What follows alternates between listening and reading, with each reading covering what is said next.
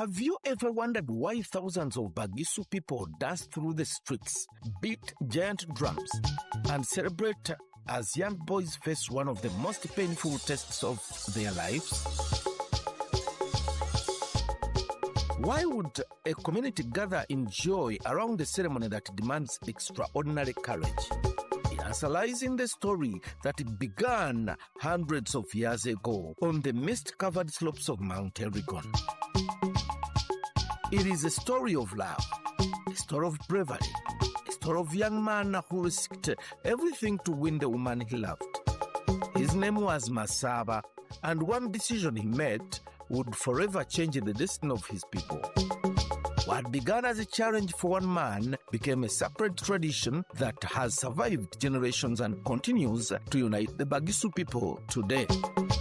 So sit back and journey with me into the heart of eastern Uganda, where drums echo through the mountains, where ancient traditions still live, and where the legendary story of Imbalu first began. This is the origin of Imbalu.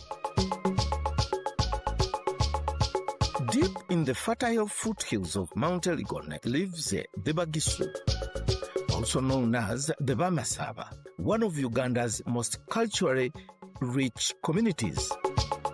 Among their most famous traditions is Imbalu, the sacred circumcision ceremony that marks a boy's transition into manhood. For centuries, Imbalu has remained the heart and identity of the Bagisu people. Even today, when the drums of Kadodi begin to thunder through the villages of Bugisu, people know the boys are preparing to become men. But how did this great tradition begin? What is the story behind Imbalu?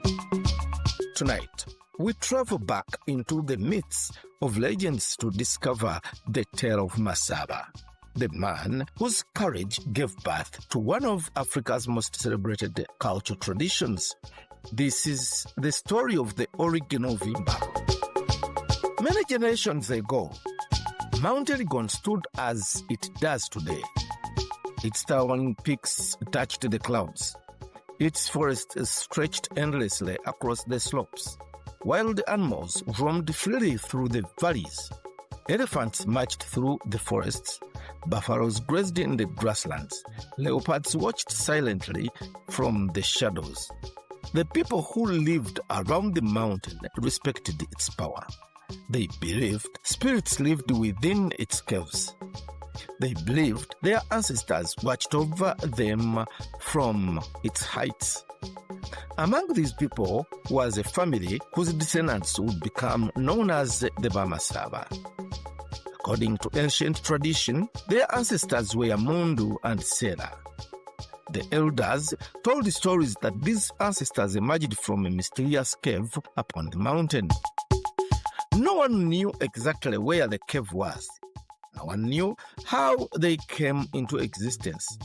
But the people believed that from them came the generations that followed. Among their descendants was a young man named Masaba. Masaba was unlike anyone else. From childhood, he was fearless. He climbed the cliffs that frightened other boys. He crossed rivers during floods. He hunted animals in forests where others feared to enter. As he grew older, his reputation spread throughout the region. People admired his strength. They admired his courage. But little did they know that a challenge awaited him that would test him more than any wild beast ever could. One season, traders arrived from neighboring lands beyond the mountain. They brought stories of distant villages, stories of powerful chiefs, stories of beautiful maidens. Among all these stories, one captured Masaba's attention. The traders spoke of a young woman whose beauty was unmatched. Her name was Nabalwa. They described her eyes as bright as the morning sun. Her smile brought joy wherever she went. Her kindness was known throughout the region. Many young men desired her hand in marriage. yet none had succeeded. Masaba listened carefully.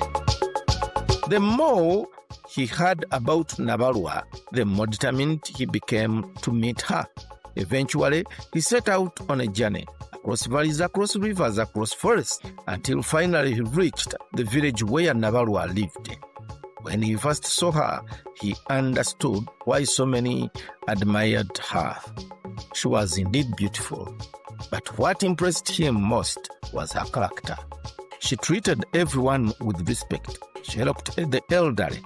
She cared for children. She spoke with wisdom beyond her years. Masaba knew immediately that she was the woman he wanted to marry. Masaba approached Nabalwa's father. The old man listened carefully. He observed Masaba. He saw his confidence, his strength, determination. The old man folded his arms. "You seem brave," he said. "You seem strong. But among our people, a man who has not undergone circumcision cannot marry my daughter." The words struck Masaba like lightning. He had traveled far. He had found the woman he loved.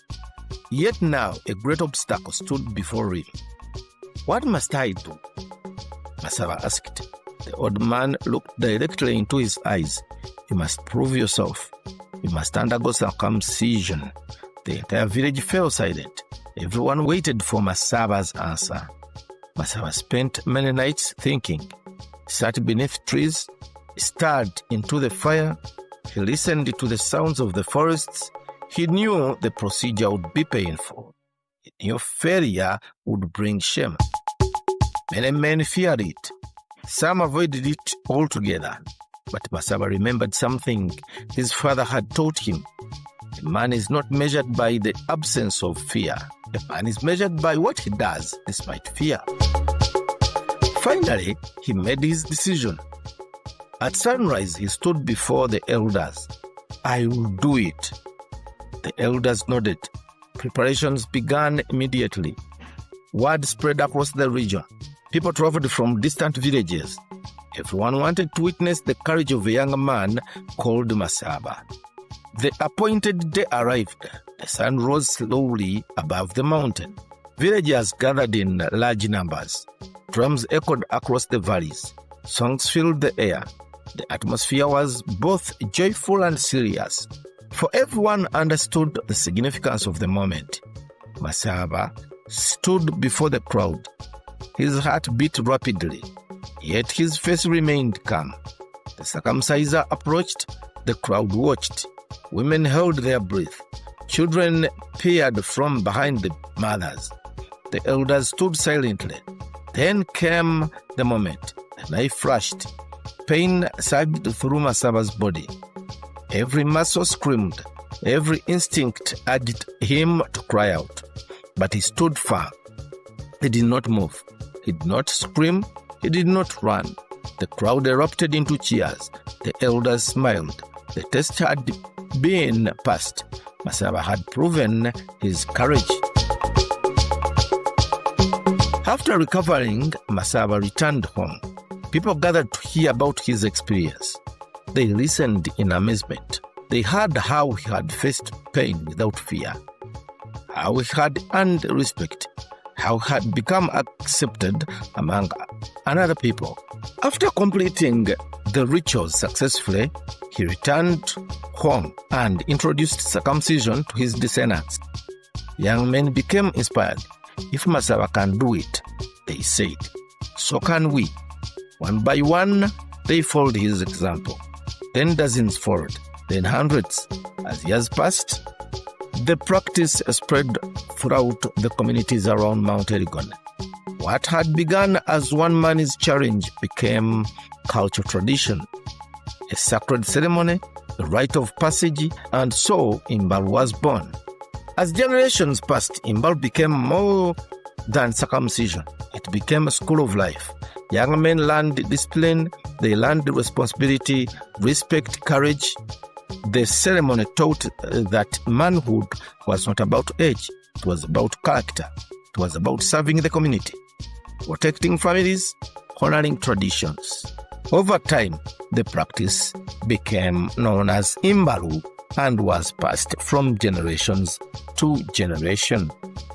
Today, centuries after Masaba's legendary journey, Imbalu remains one of Uganda's most treasured cultural traditions. The exact details may belong to legend. The names may have changed with time, but the message remains powerful. Courage, responsibility, respect, community. These are the values that Imbalu continues to teach.